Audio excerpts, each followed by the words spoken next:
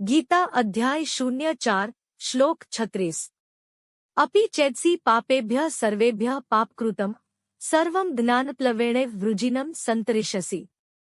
પાપ એટલે એવા ખરાબ કાર્યો જે મનથી કરવામાં આવે છે અને તેનું ફળ અનેક ગણું વધુ દુઃખના સ્વરૂપમાં મળે છે।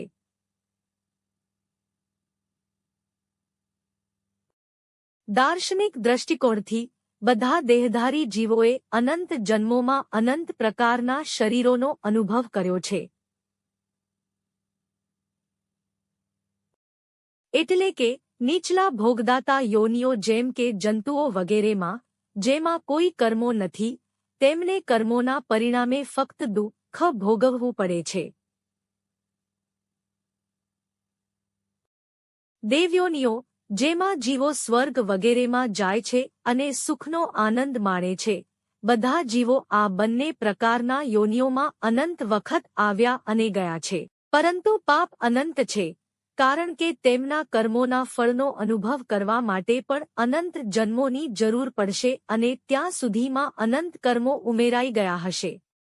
આવા પાપીઓમાં સૌથી મોટા પાપીઓ હોય છે, એટલે કે જેઓ હજુ પણ સતત ખરાબ કાર્યોથી પોતાને દૂર કરી રહ્યા નથી। આટલો મોટો પાપી પણ આ દુનિયાને પાર કરી શકે છે, જેમાં તેને તેના બધા કાર્યોના પરિણામો ભોગવવા પડે છે, તે દૈવી જ્ઞાન પ્રાપ્ત કરીને। દૈવી જ્ઞાન એટલે ભગવાન અને સત્યનું જ્ઞાન કે આત્મા માયાનો ભાગ નથી, ફક્ત શરીર માયાનો ભાગ છે અને જે કંઈ કર્મ છે તે ફક્ત પ્રકૃતિમાં છે એટલે કે માયા। આપણે ભગવાનનો ભાગ છીએ, કર્મ આપણામાં નથી, આપણે પોતે અનંત સુખનું સ્વરૂપ છીએ, આપણે શાશ્વત, શુદ્ધ, પ્રબુદ્ધ, સ્વચ્છ અને સંપૂર્ણ સભાન તત્વો છીએ।